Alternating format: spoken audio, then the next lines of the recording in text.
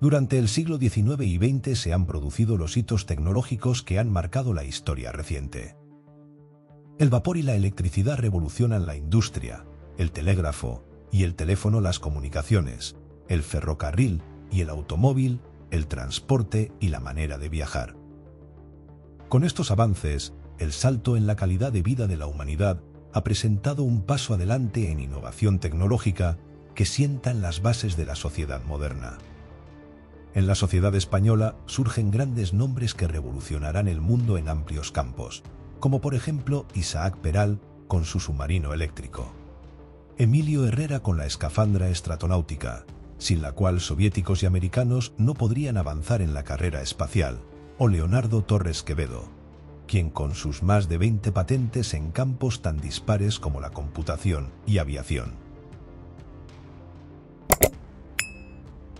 Torres Quevedo, ingeniero matemático de formación, nace en Iguña, Cantabria, un 28 de diciembre de 1852. Realiza estudios de bachillerato en Bilbao, donde su padre, ingeniero de caminos, dirigía la construcción del puente ferroviario de Santander a Alar de Rey, y los concluye en París. Se instala en Madrid en 1870, mismo año del magnicidio de Prin, donde comienza sus estudios superiores en la Escuela Superior de Ingenieros de Caminos. Aunque en 1873 acude como voluntario a la defensa de Bilbao, sitiada por las tropas carlistas durante la Tercera Guerra Carlista, acabando sus estudios en 1876, siendo el cuarto de su promoción. Comienza a ejercer en la misma empresa en la que trabajaba su padre, pero viaja por Europa para conocer los grandes avances de la época en materia de electricidad.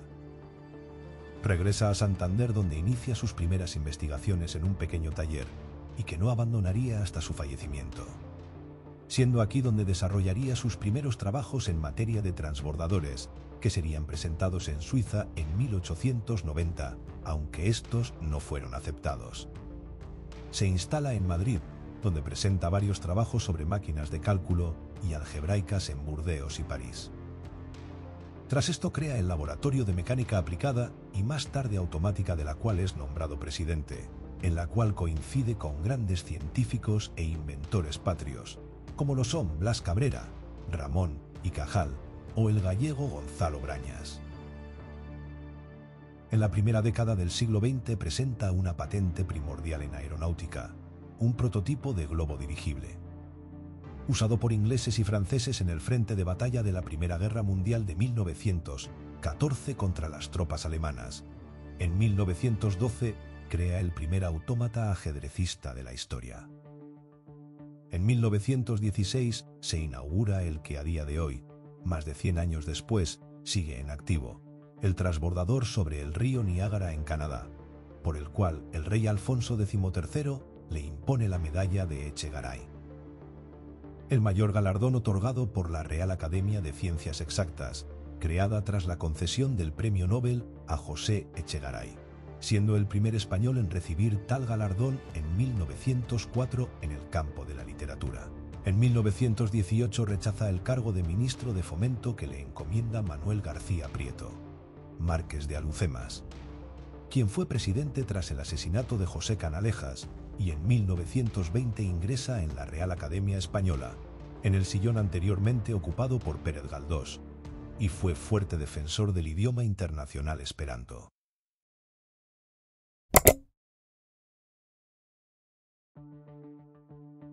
Volviendo a 1902, año en el que presenta un proyecto revolucionario, su dirigible que solucionaba un gran problema con la sujeción de la barquilla, al incluir un armazón de cables flexibles que dotaban de rigidez al dirigible por la presión ejercida en su interior, por la cual es nombrado director del Centro de Ensayos de Aeronáutica, donde se empezaban a ensayar las maniobras de motores a distancia. En 1905 lleva a cabo la realización de su dirigible Torres Quevedo N-1, que contando con la ayuda del capitán Alfredo Quindelán, y el Servicio de Aerostación Militar del Ejército situada en Guadalajara, donde su innovación en la forma del globo trilobulado aumenta la fiabilidad y seguridad. Es a razón de este desarrollo que comienza la colaboración con la empresa francesa Société Astra, que llega a comprarle la patente, iniciándose así la construcción de los conocidos como Astra Torres con su diseño distintivo. Dado su éxito en las campañas militares, el gobierno japonés adquiere un modelo para la Armada Imperial en 1922. En 1919 se especula con la idea de crear un dirigible con capacidad intercontinental denominado Hispania, aunque no pasó de patente, quedando este proyecto desbancado por la hazaña lograda por Alcock y Whitten Brown, atravesando el Atlántico sin escalas desde Terranova a Irlanda en un biplano Vickers-Vimy. A día de hoy, su modelo trilobular sigue presente en la fabricación de dirigibles, dado que durante la Segunda Guerra Mundial, el ejército británico empleó su diseño para tratar de frenar los impactos de los temidos cohetes. V1 empleando los famosos globos de contención.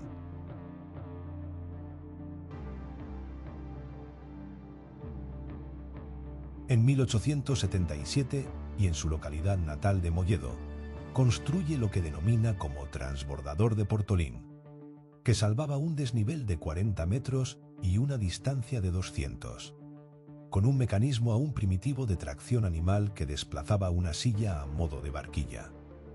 Este modelo originará la patente de un funicular aéreo de múltiples cables, lo que garantizaba su seguridad y estabilidad. Construye posteriormente, ya con motor eléctrico, el transbordador del río León, este ya de mayor envergadura y capacidad. Inicia las patentes en el extranjero de su modelo, donde Suiza, dada su orografía, muestra interés en su proyecto, comenzando por su cuenta el estudio y posterior construcción de la línea Klimsenhorn-Pilatus-Kulm. Este fracaso le hace centrarse en otros proyectos, es el caso del Spanish Aerocar. Este teleférico que salva las dos orillas del río Niágara en Canadá, en el punto conocidos como El Remolino, sigue en funcionamiento a día de hoy. Pese a ser construido en 1913 por la compañía de Spanish Aerocar Company Limited y puesto en servicio en 1916, es curioso que solamente ha recibido 3 reformas, en 1961, 1967 y 1984, siendo hoy el único en activo convertido en una mera atracción turística. La gran peculiaridad de este es el poco desnivel del mismo, apenas 1 metro entre las dos orillas. Con una longitud de 550 metros, tan solo emplea 5 minutos en completar un trayecto, pudiendo desplazar un peso de casi 9 toneladas. En una de sus orillas, en memoria de la importancia que tuvo el proyecto, se sitúa una placa con la siguiente inscripción: Aerocar Español del Niágara. Leonardo Torres Quevedo fue un ingenioso ingeniero español. Entre sus creaciones destacan máquinas algebraicas, mandos a distancia, dirigibles y la primera computadora del mundo. El coche aéreo español del Niágara fue diseñado por Leonardo Torres Quevedo y representa un nuevo tipo de transporte por cable aéreo, que llamó transbordador. Se inauguró oficialmente el 8 de agosto de 1916, siendo el único de su tipo en existencia. La Comisión de Parques del Niágara, 1991. Anteriormente, Torres Quevedo había desarrollado varios proyectos en San Sebastián y Zaragoza, y en 1907 construye el primer transbordador mixto en el Monte Ulia. Es en este lugar donde mejora su proyecto al sustituir varios anclajes por lastres contrapesos, aportando mayor robustez y soportando la ruptura de alguno de sus cables. Esta obra corre a cargo de la Sociedad de Estudios y Obras de Ingeniería de Bilbao. Es después de esta obra que empiezan a construirse teleféricos en otros lugares, como Chamonix, Bolzano, Grindelwald, Río de Janeiro.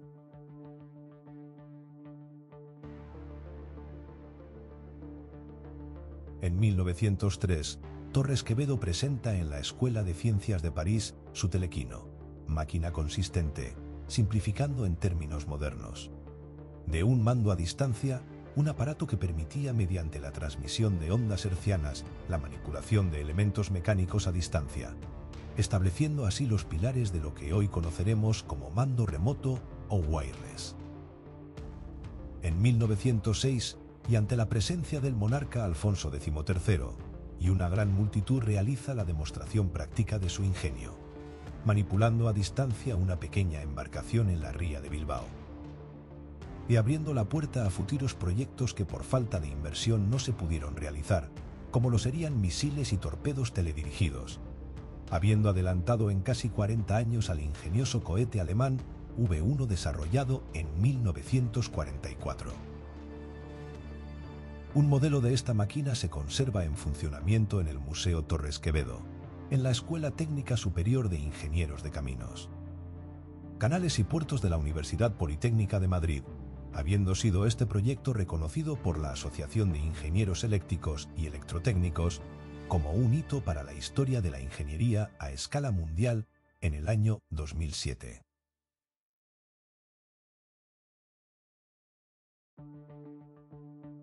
Estas máquinas buscan la solución a ecuaciones matemáticas mediante su traslado a fenómenos físicos, siendo estos trasladados a rotaciones de determinados ejes, potenciales eléctricos o electromecánicos. Torres Quevedo diseña múltiples máquinas analógicas de cálculo, ideando la curiosa máquina conocida como ajedrecista, presentada en la Feria de París de 1914, considerándose el primer juego de ordenador de la historia. La máquina usaba electroimanes bajo el tablero de ajedrez que jugaba automáticamente una final de rey y torre contra el rey de un oponente humano. No jugaba de manera muy precisa dadas las limitaciones técnicas de la época, y no siempre alcanzaba un final de jaque mate en el número mínimo de movimientos a causa de su simple algoritmo, que evaluaba las posiciones, pero siempre lograba la victoria final. Utilizando una máquina similar, crea una especie de calculadora capaz de dar solución a ecuaciones de 8 términos, obteniendo sus raíces con una precisión de milésimas. Un elemento clave de esta máquina era un husillo sin fin de gran complejidad mecánica que permitía expresar mecánicamente la relación y igual logaritmo de 10 elevado a x más 1 con el objetivo de expresar una suma de logaritmos. En palabras del propio Torres Quevedo, sus inventos podrían convertirse en autómatas, respondiendo a ciertas órdenes y en función de ciertas circunstancias de su entorno, vaticinando así cómo sería el mundo del futuro, declarando a la revista Scientific American en 1915 que al menos en teoría casi todas las operaciones podrían ser realizadas por una máquina, incluso aquellas de las cuales que se presupone que precisan la intervención consciente de capacidad intelectual, declarando: no hay entre los dos casos la diferencia que veía Descartes. Pensó sin duda que el autómata, para responder razonablemente, tendría necesidad de hacer él mismo un razonamiento, mientras que en este caso, como en todos los otros, sería su constructor quien pensara por él de antemano. Creo haber mostrado, con todo lo que precede, que se puede concebir fácilmente para un autómata la posibilidad teórica de determinar su acción en un momento dado, pesando todas las circunstancias que debe tomar en consideración para realizar el trabajo que se le ha encomendado, adelantándose varias décadas a teóricos de la ciencia de la computación, como Alan Turing o Konrad Zuse.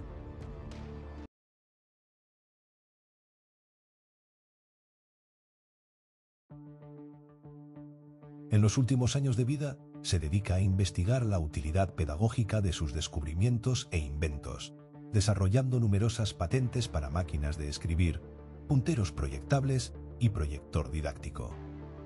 El puntero proyectable, conocido como puntero láser, se basa en una sombra producida por un cuerpo opaco que se mueve cerca de una placa proyectada. Esa sombra es la que utilizaría como marcador el ponente en sus exposiciones. Para ello diseñó un sistema articulado que a voluntad del ponente fuese desplazado por la transparencia de la presentación. Mejora a su vez el sistema de proyección de transparencias, facilitando así la tarea de enseñanza.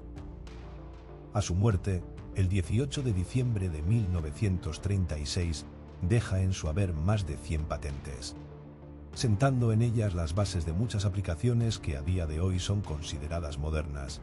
En lo anecdótico cabe mencionar que la empresa americana Google le rinde homenaje con sus ya conocidos Doodles en 2012 con motivo del 160 aniversario de su nacimiento. ¿Qué te ha parecido este vídeo? ¿Conocías esta historia al cuadrado? Déjame tu opinión en comentarios.